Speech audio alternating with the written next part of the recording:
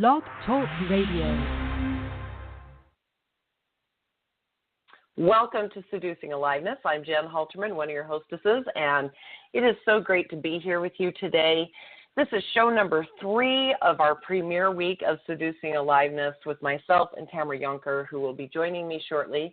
And I just want to welcome you all as we dive into the topic today for the show is care and feeding of our aliveness. We have talked about that we're not dead yet in previous show. We talked about what is seducing aliveness, and today we are going to be talking about the care and the feeding, the nurturing of our aliveness. And so if you would like to join us live in the chat room, you can do that by going to the show page itself on BlogTalkRadio, and you will be able to scroll down on the episode page, and there is a chat room there, and you can just watch what goes on in the chat room, or if you log in as just a listener of Blog Talk Radio, you will be able to add your comments, and we love to have your comments and share them in the show as well. And if you are unable to be on Wi-Fi or have it drop off for some reason during the show, we have plenty of phone lines where you can call in and just listen to the show as you're in your car or in the office, whatever you're doing with a little earbud in your ear. That number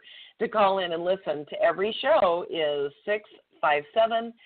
657-383-0531, and we look forward to having you and interacting with you in the chat room. And at some point, we'll probably take some callers. I don't know. We just follow a whim. You know, Tamara and I are sporadic, so we just do what feels natural at the time. So, but you're always welcome to go and listen there on the phone lines. There's plenty there for you to listen. So without any further ado, I'm going to check in with my co-host because she's having one of those days where she's living her life and doing the show. So welcome, Tamara. Good morning. Yes, I am currently sitting outside, coming to you live from Hutch Cafe in downtown Denver. Yes. That's where I am this morning. Just got myself a bagel sandwich.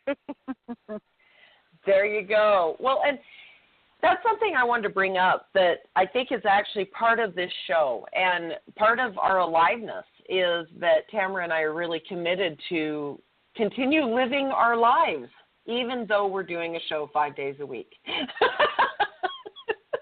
Exactly. Well, we have to. I mean, yeah. I don't think we could revolve our whole, well, I wouldn't certainly want to actually revolve my whole life around the show. The show is something that adds to my life. The show is something that's fun and enhances my life, but life goes on, and I have an appointment for a float in an hour, so I wanted to make sure that I was going to be there on time. Right. Absolutely. Wow, I love that you are actually having an appointment for a float. Wow. Do you want to tell people what that is? Because it's one of the things that feeds my aliveness. In fact, I've got on my plans to go and do a float myself as something that feeds my aliveness. Yeah, it's funny. Because I literally scheduled this appointment weeks ago, completely forgetting that, I'm now doing a show 5 days a week at 8 a.m. And then literally yesterday morning at 5 a.m. is when I remembered. I was like, oh, I have a float at 9 and a show at 8. And I live in Fort Collins, which is an hour and 15 minutes away from Denver. So how's that going to work? And so this float is when you go and you float in a salt bath, essentially, and you literally, there's enough saline in the water that you literally float. It's something that I've been wanting to do for decades, and I finally did it for the first time. It was one of those Groupon deals, and I just grabbed it. I was like, I'm going to finally do this. And I came for the first time a few weeks ago and just was like, oh, yeah, I knew I was going to love that. That's so awesome. And so now I grabbed a girlfriend. I was like, hey, who's been wanting to try it. I'm like, let's go do it. So we're gonna float this morning. It's just the most amazing. To me, it's without going into like a anti-gravity chamber where you're weightless. Like you just when your whole body can be relaxed and you just float and drift off. To me, it was like a deep, deep, deep meditation. 90 minutes. Oh, yum. Talk about feeding aliveness. Nurturing absolutely. my body. Right? Yeah. I love floating. I discovered floating after my daughter died, actually, and that was how every time that I would come to the Salt Lake Valley where my son lives, he and I would go and float. And the place in Salt Lake that I would go to at the time had 2 different pods and different rooms, and they were the pods, not the kind of cabins or tanks. Yeah. And he and I, we would just meet and go, and almost like we didn't have conversation until we were done floating. We would each come out of our private float rooms, and then we were like ready to commune. We were ready to talk. We were ready to share. And I think that actually, for both of us, it literally saved us during those months of intense grief, to be able to go to that sensory deprivation, to go to that space of complete surrender, relaxation, and then we could look into each other's eyes and be present, because our time between would be anywhere from 2 to 6 weeks. And so there was so much pain and disconnect in between those times as you're in that really intense grief stage, that to float and then look into each other's eyes, so present with ourselves that we could be present with each other, I believe that saved our lives, literally, during that time. I really, truly believe that. Wow. Mm-hmm. Wow. It is. Yeah. It is. Yeah. That whole thing of nurturing our body, nourishing our soul, whatever you want to call it, I can't live without it. Like, truly, find ways for you, whatever that is. Good food for me, like really good food. Getting out in nature, walking, being outside. I mean, today it's been snowing the last few days, and today we have a big blue sky, sun on I'm sitting in my car. I'm sitting in my car outside the cafe. And I've got the sun coming in the window, and it's glorious.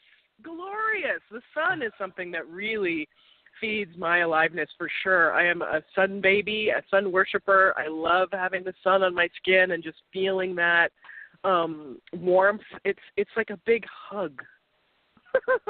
Oh, yeah. So, but I have to have these things. Like these things are required in my life every day, whatever that is. I'm a real tactile person, so the way things feel on my body, textures, whether it's the texture of the upholstery on my sofa or the sheets in my bed or the chair I'm sitting in, or I touch everything all the time. People make fun of me when I even just go to the grocery store and I'm like touching everything in any kind of store, the tactile, touch, got to get the feel of things.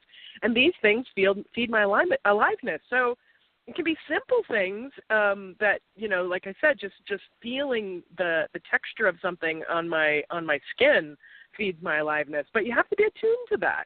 So it's like, ask yourself, right, what feeds the aliveness of your body, your soul, your being, whatever you want to call it. And then give yourself that gift. Your body, your being will thank you for it. Absolutely.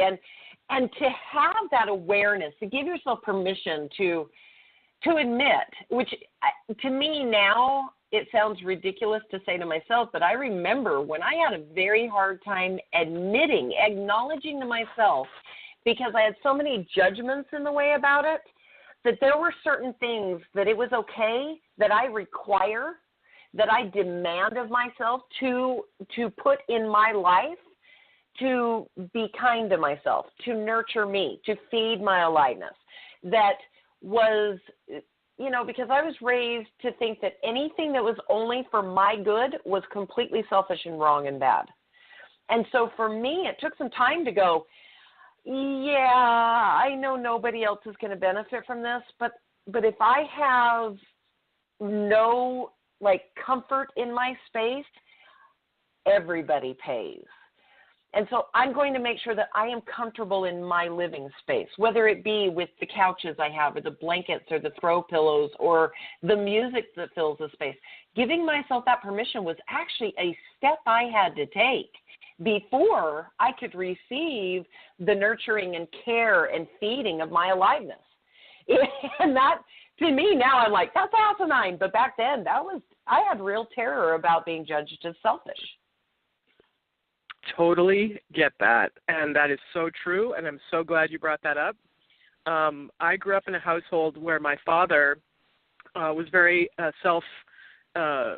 he consumed, right? Self-consumed, just kind of all about him.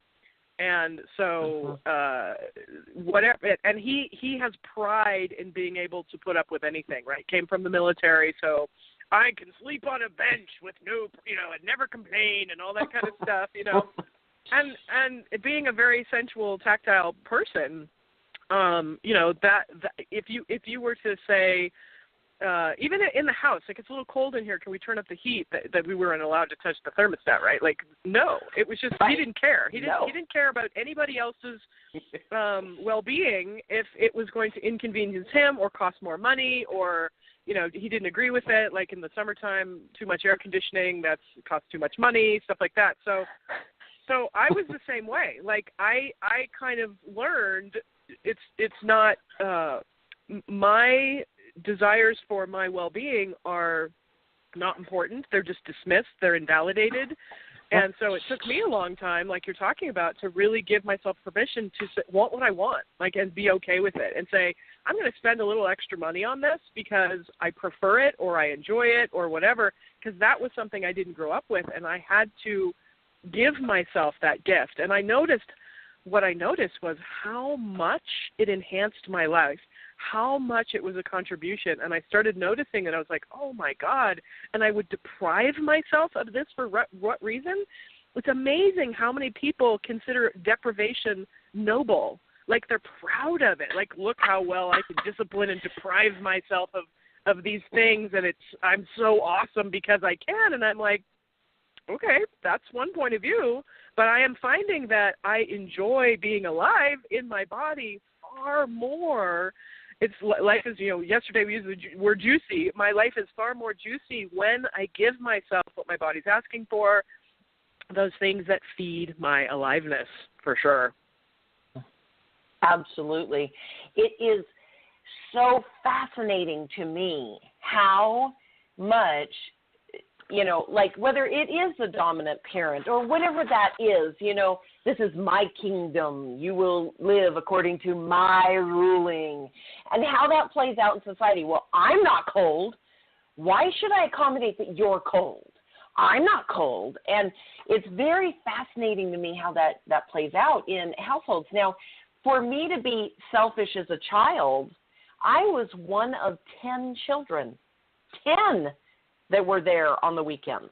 I was one of 10. Are you kidding? If I made it all about me, it did have an impact on others. But there was this sense of not just be considerate of the entire community of family, but don't be selfish. Don't be self-absorbed. Don't make it about you, was the message, which was such an interesting thing when I realized, I can absolutely teach my children to take care of themselves and consider the greater good or the bigger picture, and not make them wrong for, at those times when they can take care of themselves or spoil themselves or whatever that is, to indulge that. Absolutely go for it. But but to just tap into our awareness of that is so different. And it wasn't even a blip on the radar in the world that I was in during those formative times. So I took that as never put myself first, ever, period, always sacrifice. And it was noble. Yeah. I mean, good grief. It was, to be the martyr at a family party or a church event was like the crowning grace, Who's the biggest martyr? It's like a contest. And I laugh at that now, but I can see where if there had just been a little bit more awareness added, instead of being afraid of being selfish, instead of being what is vital for me, and is there anything else I need to be aware of the entire environment, I think I would have more ease with receiving. Well, I think you're bringing up a really interesting, we all grow up in an environment where our what is right and wrong, or noble sacrifice, be the martyr. It's a contest. Whoever is the greatest martyr wins. And, we all grow up in environments that will teach us some sort of cultural, societal, whatever's normal for that group, whether it's a family, whether it's a religion, whether it's a neighborhood, like it's interesting. Right. And if we don't ever look at that and question that, is it a contribution to us? Does it feed our aliveness? Is it something that's actually really constricting and restricting to my life? Am I living at the effect of it, even though I don't necessarily, I can tell that it's not actually a contribution to my life, but I keep living by that rule. I keep living by that, even though it might, there's something about following the rules that crushes us. And we'll follow the rules, or we'll follow the dictate, even though it's crushing us, and we can feel ourselves dying inside a little bit every day in order to live up to and adapt ourselves to what is expected. I just can't, my interesting point of view, I can't see where being a martyr, sacrificing yourself entirely for other, is ever a contribution in a way that is going to feed my aliveness. I in this 10 seconds, just saying, can't see that. So the whole thing, it doesn't have to be either or, right? It doesn't have to be either or. We can actually be aware enough to include, yes, my desires, what I prefer, whatever, can actually be included. And I think that's where we get hung up and start, dying a little bit inside every day. I see a lot of people. I've worked with a lot of clients. There's a lot of yeah buts in there. There's lots of yeah buts. As soon as you start saying, what if you were to make yourself the primary person in your life? And they're like, well, yeah, but, that someone's going to get upset about it. I won't be able to. Our identity, our very identity gets caught up in that. I won't be able to be the person who wins the martyrdom contest anymore. And, somebody might stop loving me. Somebody, people might go away from my life. Someone's going to be disappointed in me. Someone's going to be, so these are all the yeah buts that if you start introducing this idea that what if you be primary in your life, and not in that way where you discard and dismiss everybody else, but where you include them, there is a way of living, and that's what I've discovered, is that there is a way of living that's inclusive, that doesn't require me to sacrifice myself. Right. Absolutely. And here's an example that I play out that I did not realize was a yeah but that I used as an excuse for so many years, and that was so lots of siblings, lots of family dynamic, and lots of gatherings, and different people have different likes when it comes to food, and different, my stepfather hates the smell of broccoli. So for my mom, who loves broccoli, to cook broccoli, she would sit through a meal and following the meal of him talking about how this house stinks, okay? So he was just like, it's horrible. It smells so bad. How can you eat that? Well, so what happened was broccoli was removed. It was not what we had. And that's okay when you consider, keeping the peace. I can see why we wouldn't want to upset half the family. It doesn't like a certain smell or whatever. I can but all that till the, cows come home. I can see that. I was raised in it. And then I left that environment. And then I went back and visited. And I watched as there was this very fascinating, one of my children don't like this, so everybody will not have this item.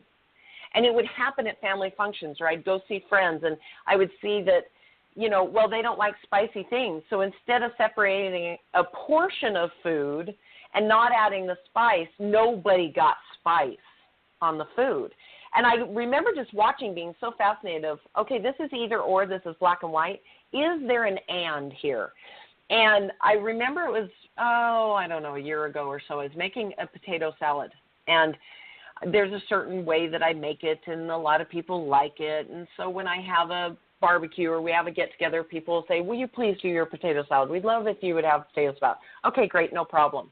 Well, what had happened is a friend had come into my life, and I became aware, not because she inflicted on me, but because she just omitted eggs from everything she had, that she did not like eggs. And so I'm making this potato salad, and I'm to the point where I'm about to add a ton of eggs because I love eggs in my salad. And I look down at the bowl, and I'm like, oh. And I pull out a side bowl of everything, and then I add the potato salad, and then I add all of the dressing, stir it up, dress it up. And when everybody is there and arrives and the potato salad's out, she didn't say, oh, I hate eggs. She didn't inform everybody at the party that she hated eggs. She would never eat my potato salad. She just simply walked past it at the buffet table. That was it. It was not a thing. Nobody had to know. There was not a big deal made. However, what I did notice is when I went to the fridge and said, hey, this is yours, by the way, and just handed it to her, smiled and walked away, tears filled her eyes because she was acknowledged. And she didn't make a big damn deal about it in order to get acknowledged. She just, and I noticed when it wasn't inflicted on me, I was so happy to make an adjustment or pull some to the side. But if she had been like, oh, potato salad, I honestly don't think that I would not have seen that as kind to create a special salad for her if it had been something she demanded. But because it was something she just simply was willing to accommodate herself, I thought, oh, this is actually a kindness I can offer. Well, it's so funny. I'm listening to you share that, and I'm thinking about how in my family that impulse to accommodate was not actually allowed. So if there was a meal made, you were going to eat that or you were going to go hungry, because the message was, why should we accommodate you? What makes you so important that we should change what we're doing to accommodate you?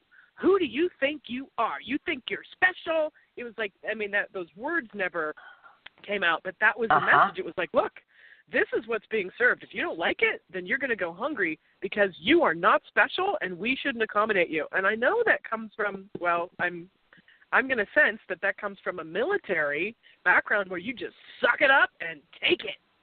And that is where, I mean, that is a lot of people's, it's embedded in their reality, is that I'm just supposed to suck it up and take it.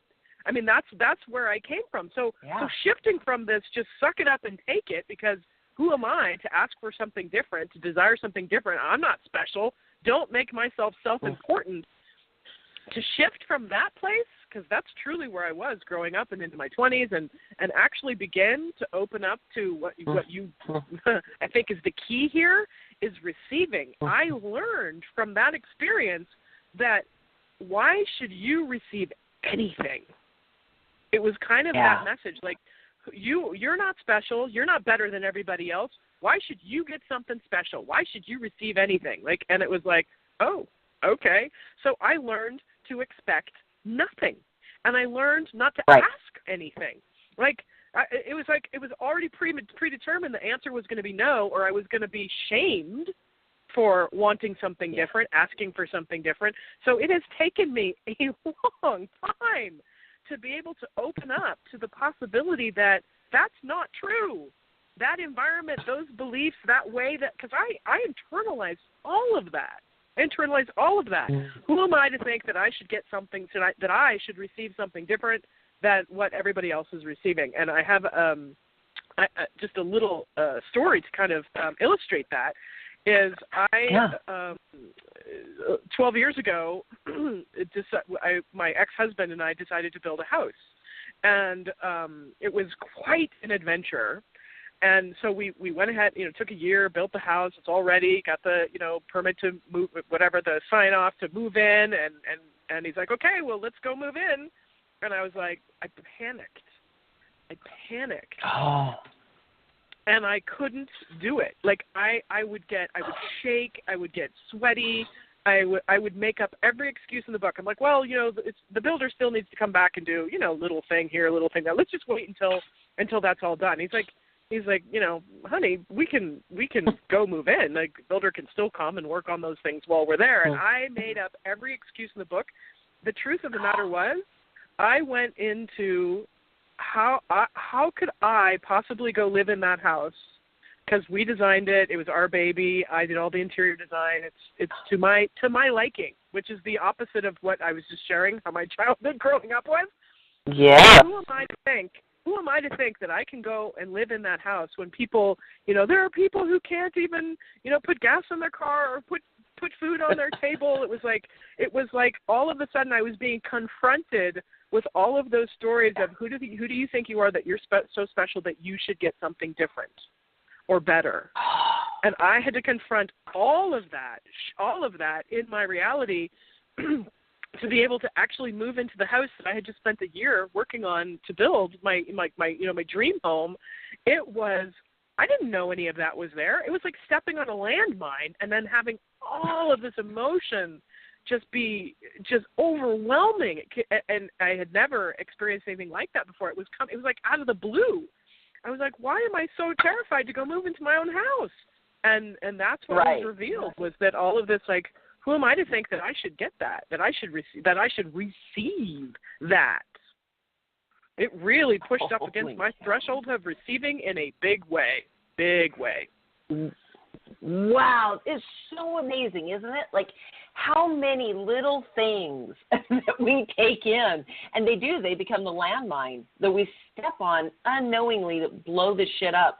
As you were talking about that and you saying, who am I had this flash of my own experience of not being one of the mass of children in Utah and going on a solo trip down to visit my dad, my biological dad, and stepmother.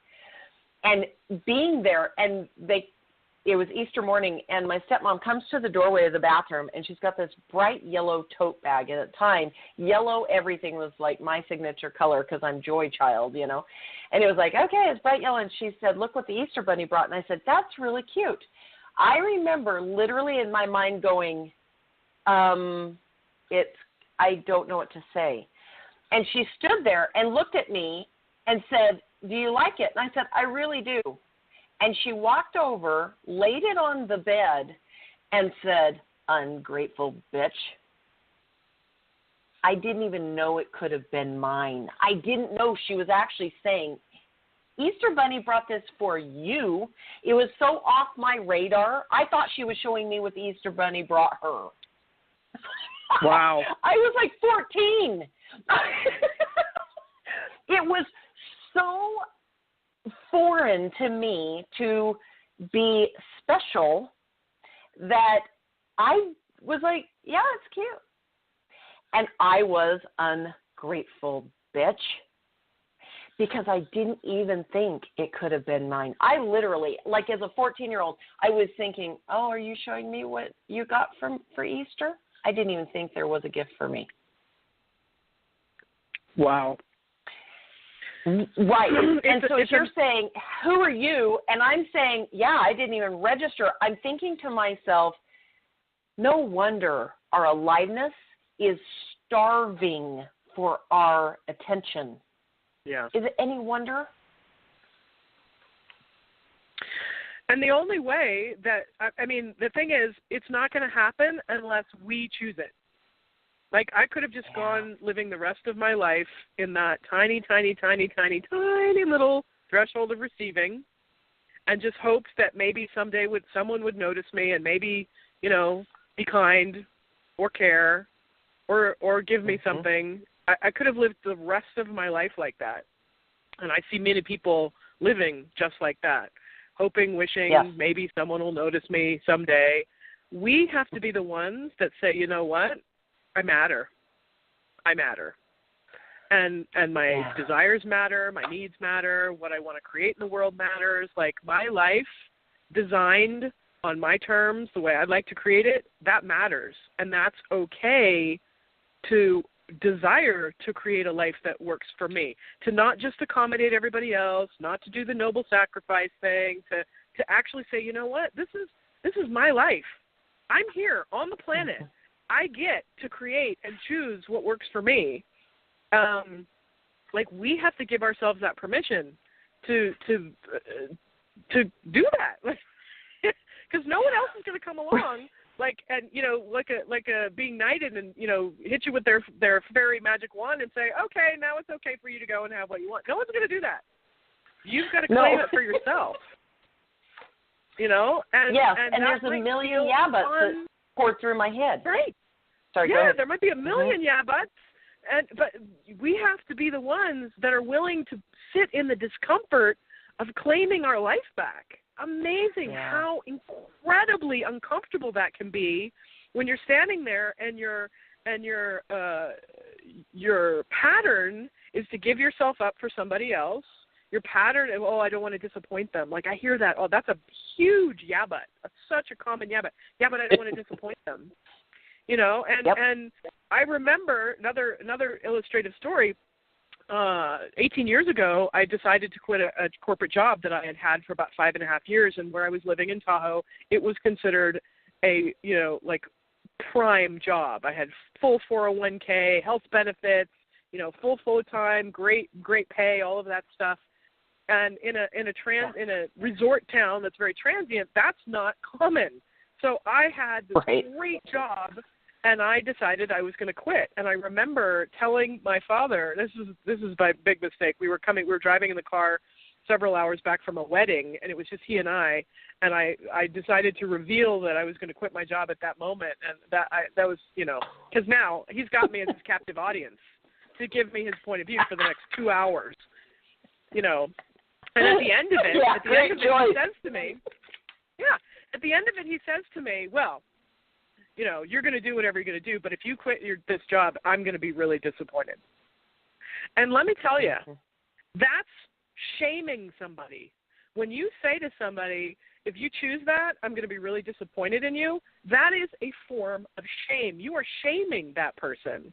And so we get so used to, desensitized to people shaming us all the time that we're like, oh, yeah, I can't disappoint someone. I can't disappoint them. Yeah, but I can't disappoint them. I can't disappoint them. I can't live my life for me for fear that it would disappoint somebody who has all these expectations of what I should be, do, and choose in my life. And I remember in that moment when my father said that to me, I didn't say this out loud to him, but I remember it was like the first time that in myself I was like, well, it's a good thing I'm not living my life for you then. Because I'm quitting this job. Whether you're disappointed or not, I'm quitting this job because this is what I'm choosing to do.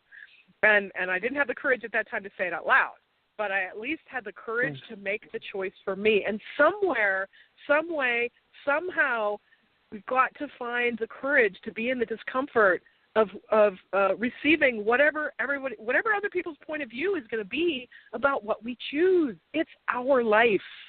Yes. It is. Wow, that hit so hard. The impact of that, it's a good thing I am living my life for me and not you. That is such a life changer.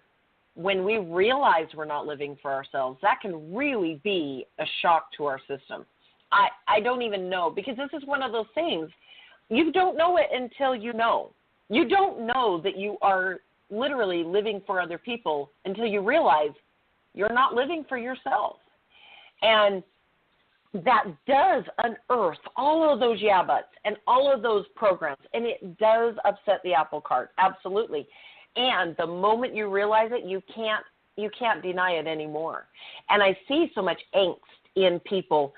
You've really disappointed me. You've really disappointed your father. He can't talk to you right now. Like that kind of crap. And when I realized, oh my gosh, my kids are the ones who taught it to me.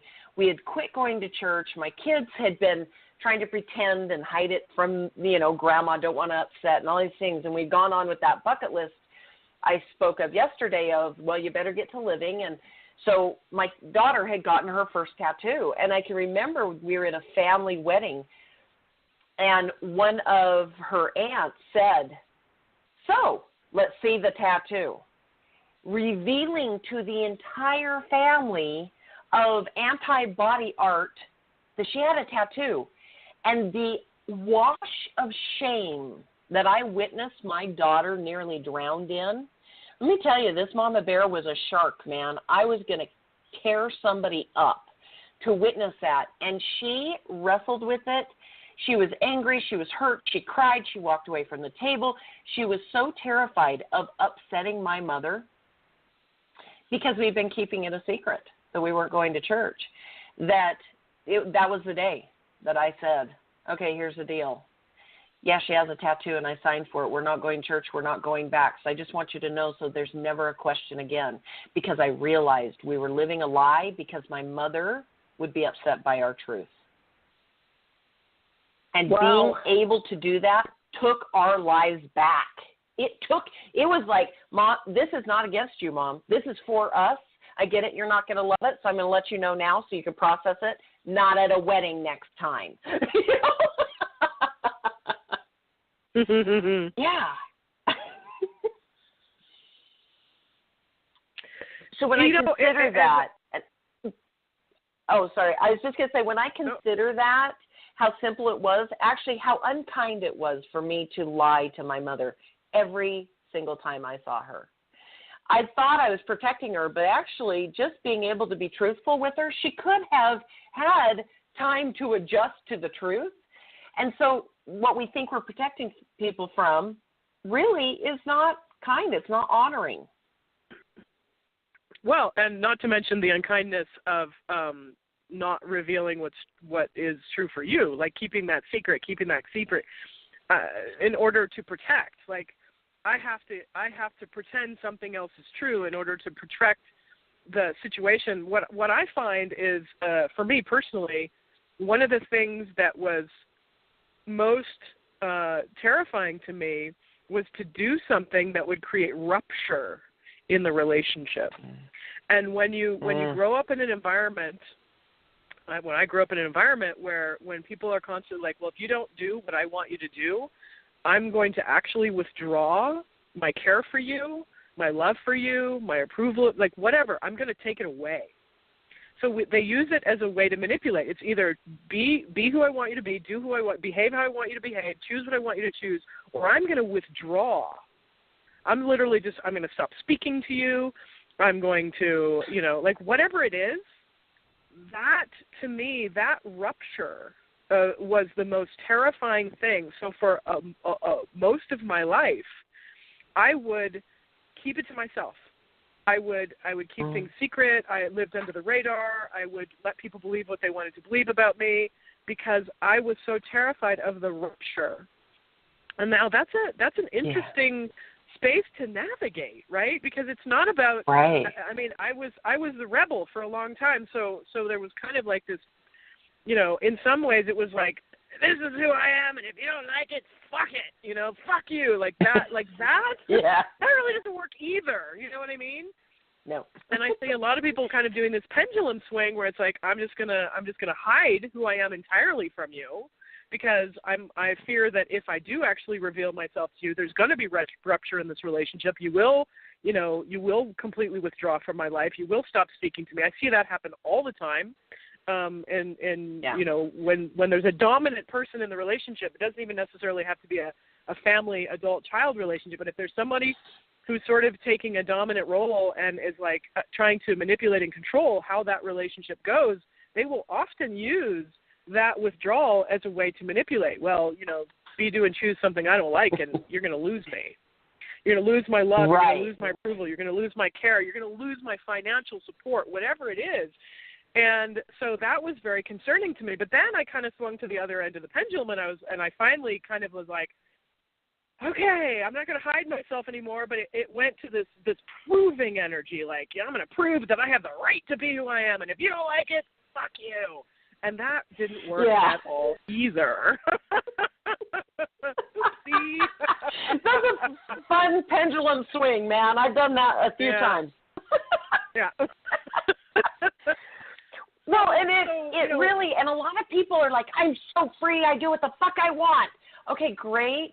And, really, how old are you right now? Oh, I'm 14, damn it, but I can drink alcohol, watch me. It's like this grown-up acting out that angst. And it makes me giggle because I played it out so beautifully. I'm really just an awesome rebel. And it really isn't feeding my aliveness. It's feeding my rebellion or my adrenaline, but it's not my aliveness. I'm just trying to find my footing. And sometimes I do find that for me as an Aries in particular, I'm really good at bursting through, and I kind of overleap the target a little bit, and I got to back it up and go, that was fun, you know? And so I notice I have that pattern in myself, but to find where the edges are, to swing and go wide and make a mess and get dirty and get messy, makes it so that when I do land and choose, I'm going to be me, and that aliveness just welcomes me home to me. It is so distinct from what I've been flailing about in, it's undeniable. And for me, that's my experience anyway. Yeah, and I was, we talked about this a little bit yesterday or the day before. I don't know. Kind of that, and sometimes when you hear somebody, so for our listeners, if this is happening to you, maybe it is, but if you're listening to us and you find yourself being a little bit perplexed about, because you don't know if you haven't chosen something yet, if you haven't had an experience, if you haven't lived something, we oftentimes try to grasp it with our mind, right? We try and think about, well, what is that like? What are they talking about? What was that? This living your aliveness thing, I haven't really lived that. I'm kind of trying to grab onto it with my mind and understand what they're talking about. And when you haven't, this is true for me, when people would talk to me about something that was a greater of experience of living, if I didn't really get it, I would find myself, and I said this the other day, it's like, well, but why should I choose that? Like, we tend to be very utilitarian, our minds especially, everything is about the usefulness of it. Like, well, what's the use of that? Like, what would be the benefit to my life if I would do that? If I'm listening to you and I don't really get what you're talking about, what would be the benefit? And I see a lot of people, they're just like, since my mind can't grasp a benefit of like why that would be something that I want to add or change or enhance my life with, they tend to just sort of pass it by, dismiss it, kind of like, yeah, maybe, I don't know. If you find yourself in that place, it's not something you can grasp with your mind. It's a thing you have to actually ask to experience. And so one of the things that has been a really useful way of getting past my mind and my mind's very way of just like dismissing is like, it's very like black and white, my mind. And so I'd be like, okay, I don't really get that. I don't really understand it. It's very foreign to me. But so show me what it might be like if I was actually willing to put myself in the driver's seat of my life, to give up my yeah buts, to actually, allow life to live through me, to allow Seducing Aliveness to do me, to make feeding my aliveness a priority in my life. Show me what that would be like, because my mind is not going to, I can't get there from my mind. My mind can think about it, contemplate it, most likely in the end dismiss it if I can't figure out the benefit, usefulness of it. But if I ask to be shown, every single time I have asked to be shown something that I can't grasp with my mind, that I can't understand, I have been gifted with an awareness of what that is. And that's the thing, until you have a taste, until you have something to kind of go, oh, like the other day when I was talking about, like I had to find a way to make life worth living, and it was a little bit, I didn't have that back then. I didn't have this like show me thing, but I was on a quest. And so if something is so foreign to you and so unfamiliar and so far off your radar, like you were just describing that story with, it didn't even occur to you that could be a gift. If it's not even if it's so far out of your reality that you can't even fathom what life would be like to live your aliveness, kind of what we've been talking about the last 3 days, and we'll continue to talk about. Show me. Show me. Yeah. Show me. That is so juicy. It is one of my favorite questions, and I love that we both live that. if we get in a space of I can't even fathom this, and it's not that I don't want to dismiss it for somebody. Show me what I'm not aware of. Show me what I'm not aware of, because what I find is most of the time when I get wonky or clunky or I'm off, whatever you want to call it, and something is not flowing, maybe I'm bitchy, maybe I'm short, maybe I'm extra fatigued, whatever it is, I always ask, show me, what am I not aware of here? Show me what it's like. Show me what my aliveness is desiring. What is it requiring from me? I just said it this morning, sitting on the couch with Sherry having coffee. I'm like, boy, I got to find out what my body's needing, because I'm feeling that it is lacking in something. So I'm like, show me what I need to keep this sustainable energy going on, because I'm just noticing there's a lag in my system. That's all it is. And I'm not sitting there going, okay, you got 5 seconds, tick-tock, tick-tock. Oh, universe failed. Way to go, asshole. Let me down again. Like, I'm not doing that. I ask a question, and I go out, and I experience things and allow it to bubble up to me and reveal to me. Because a lot of times what I think, I know I've witnessed, but there is a but about the demands and expectations of what aliveness should look like, because you see it in somebody else looking a certain way. And if you're listening to this and you think your aliveness is going to look like ours, you have to understand ours doesn't even look like each other's. Mine doesn't look like my wife's. I mean, like, we're so different, you guys. But that's the gift. That's the yummy part. Is when I think about, gosh, I don't want to ask for an extra piece of cake because I wouldn't want to be selfish. When I'm talking about what feeds my aliveness, it doesn't feed everybody's aliveness. There's no shortage in the universe. You know, there's no counting toilet paper squares or scoops of ice cream. There's plenty. And so if you're feeling like there's any way that there would be a shortage of what it is that feeds your aliveness, just understand you're just showing yourself one of those landmines, one of those lies, those beliefs that you've got in your way of choosing it. Yeah. Because once you choose it, that shit blows up. Go ahead. Well, I was going to say, it's almost like how do you know when you're not feeding your aliveness? And I would say that there's many symptoms, right? Like there's lots of symptoms. And anxiety, what people would commonly call anxiety, resentment, bitterness, regret, like all kinds of symptoms out there. And you can look in the world and you can see that this is an epidemic. This is an epidemic of people not feeding their aliveness, not putting their attention on what would be joyful for them and allow them to live a life that was just so worth living for, that they're so grateful for every day. They're just like, I'm just grateful to be alive. So yes, if you notice that, you know, your daily mood is one of blame and resentment and, you know, like a lot of these things, it's like you might want to start asking yourself the question, where am I ignoring my aliveness? Where am I, you know, making all these other things priorities, important, whatever? And again, if you can't grasp, why should I even choose to feed my aliveness? Why should I even choose to turn me and my life on? Show me what life would be like if I chose to allow myself to be more alive. Wow, that is so good. All right. There's one particular area that I really want to talk about, this feeding our aliveness, and it's an area that most people spend a ton of time in, and that is social media.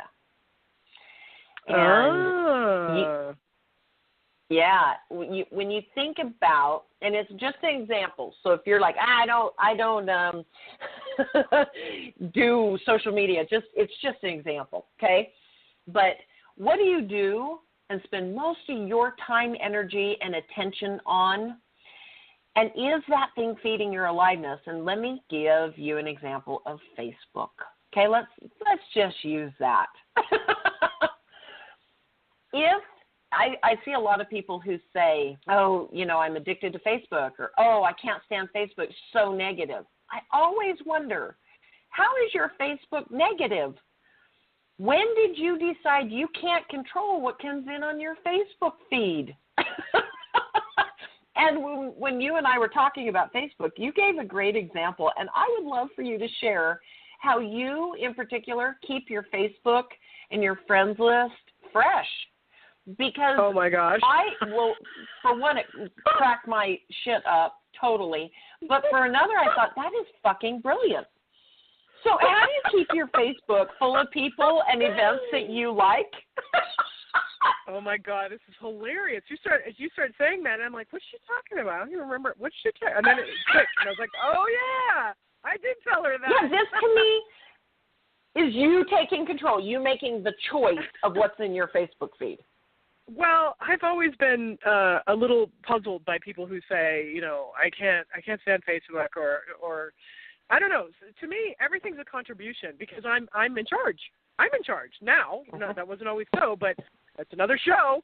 I'm in charge. So if Facebook, I have 5,000 friends. I've had 5,000 friends for years. That's the maximum friends you can have, and I could go open another account like many people do, but I really don't want to.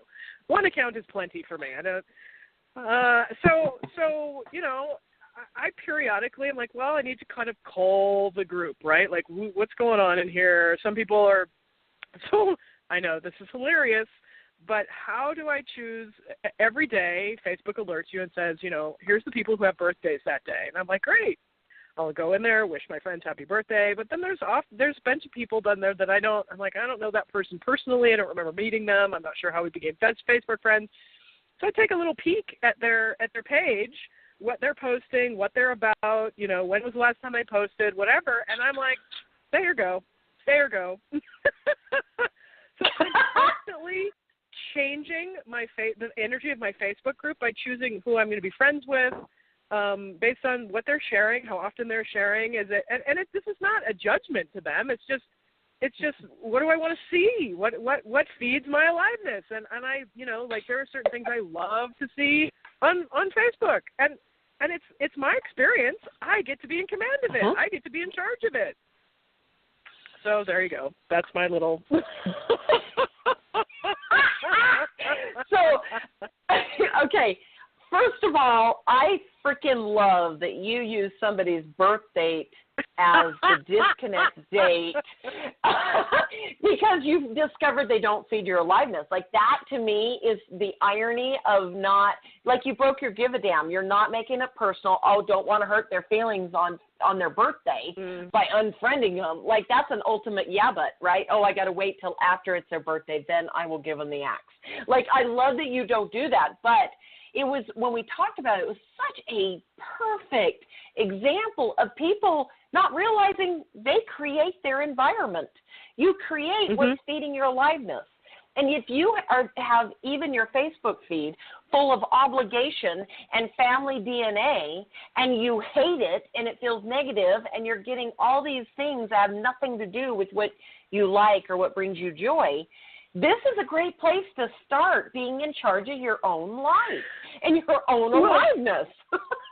It's really a perfect metaphor. I mean, you could use my little story about how I do that on Facebook as a metaphor, because really that's how I live my life. I'm constantly looking at my whole life, the people that I choose to spend time with, the things that I do. I'm constantly looking at that and saying, does this feed my aliveness or not? And my life is, I remember in the year that I stopped drinking, I had a girlfriend at the time she was my drinking buddy. Like, she was my best friend. We did everything together.